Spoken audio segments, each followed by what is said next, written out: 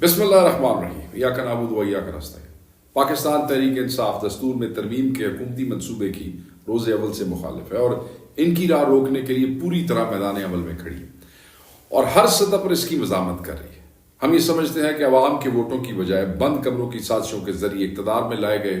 سیاسی یتیموں کے حاکم گروہ کے پاس تو پارلیمنٹ میں باعزت انداز میں داخلے کا کوئی جواز ہی نہیں، اور دوسرا اوپر سے یہ حکومت بھی کرنا چاہتے ہیں اور پھر آئین کو مسخ کرنے کے منصوبے بھی بنائیں۔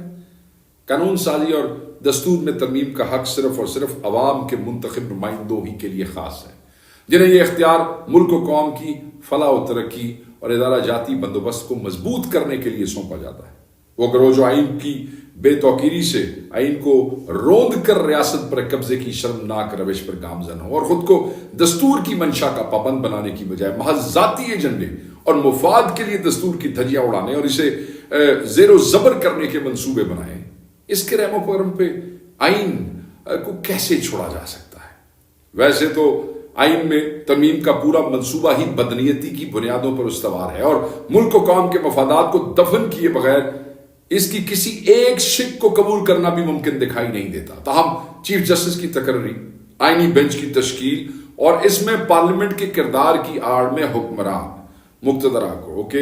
غیر معمولی اثر و رسوخ کی گنجائش پیدا کرنے کی کوشش ایسی تباہ کن ہے کہ انہیں قبول کرنا دستور میں اختیار کی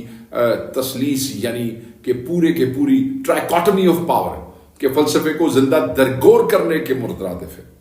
اگر یہ ترمیم آئین کا حصہ بن جاتی ہے تو عدلیہ ہر لحاظ سے اپنی آزاد حیثیت کھو دے گی۔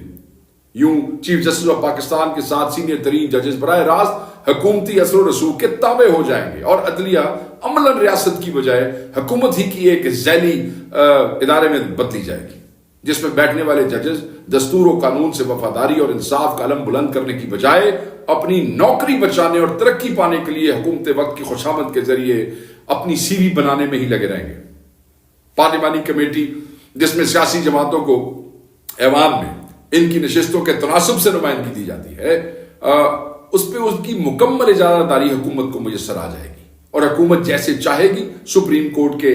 ججز میں اکھاڑ پچھاڑ کر کے اسے ایک اکھاڑے میں تبدیل کر سکے گی اور جس نوعیت کا فیصلہ چاہے گی بآسانی حاصل کر لے گی۔ ایسے میں عدالت کے ذمہ آئین کی تشریح یا اس کے تحفظ کی بجائے حکومت وقت کی منشا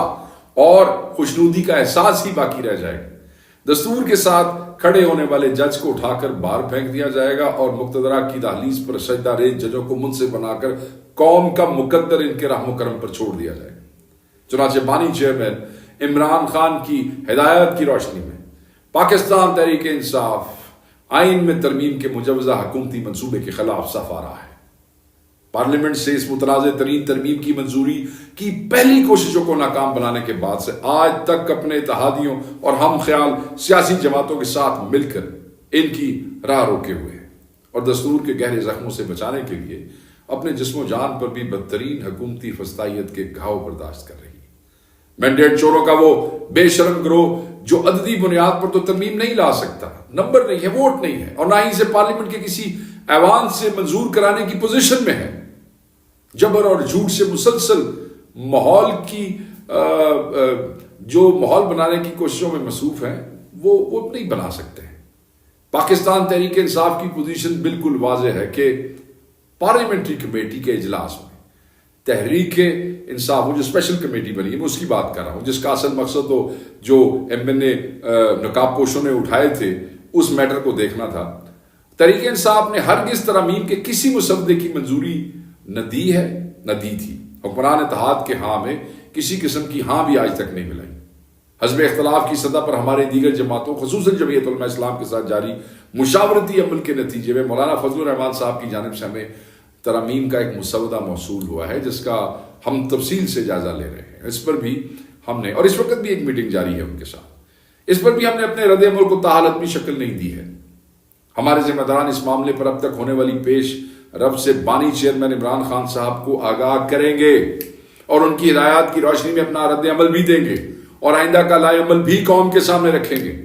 مینڈیٹ چوروں اور ان کے گماشتے بیانیہ سازی اور پروپیگنڈے کی اپنی لت ضرور پوری کریں گے، مگر شہر شہر کریا کریا جبر و فسطائیت کو پیروں کی ٹھوکر پر رکھ کر اس دستور کش منصوبے کے خلاف اٹھنے والی عوامی آوازوں کو بھی ضرور سن لیں۔ ارکان پارلیمنٹ کے اہل خانہ کو ننگی بدماشی اور فسطائیت کا نشانہ بنا کر، تجوریوں کے منہ کھول کر بندے پورے کرنے کی کوششوں میں ناکامی کی طرح پروپیگنڈے کے ذریعے کنفیوژن پھیلانے اور گھٹیا مقاصد نکلوانے کی مایوس کن کوشش بھی ناکام رہے گی۔ تمام کوششیں ناکام ہو جائیں گی۔ تمہارے دن واقعتاً گنے جا چکے ہیں، میں بتاؤں، اور عوام تمہاری رخصتی کے لیے کمر بستہ ہو رہے ہیں۔ دستور اور جمہوریت کے خلاف تمہارے ہر حملے کا جواب اب عوام دیں گے، اور وطن عزیز کو مجرموں کے رحم و کرم پہ ہرگز نہیں چھوڑیں گے۔ کل بھی تمہارے مقابل کھڑے تھے، آج بھی کھڑے ہیں، اور کل بھی تمہیں عوام کا سامنا کرنا ہو۔ سازشوں سے باز آ جاؤ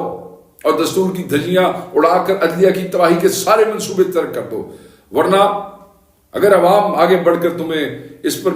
وہ مجبور نہیں کریں گے، بلکہ تمہارے ایک ایک جرم کا حساب بھی تم سے لیں گے۔ بس میں اسی پہ اختتام کروں گا۔ کھڑے رہیے اور دعا کیجئے کہ اللہ تعالیٰ عمران خان صاحب کی جلد رہائی ممکن کر سکے اور ہم اس غیر آئینی ترمیم کا راستہ روک سکیں۔ بہت شکریہ۔